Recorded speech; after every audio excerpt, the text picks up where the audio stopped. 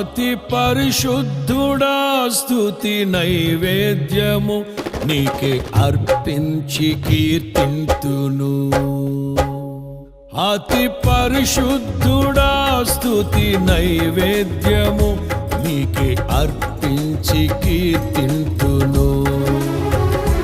నీవు నా పక్షమై నన్ను దీవించగా, నీవు నా తోడువై నన్ను నడిపించగా, జీవింతును నీ కోసమే ఆశ్రయమైన నా యేసయ్యా.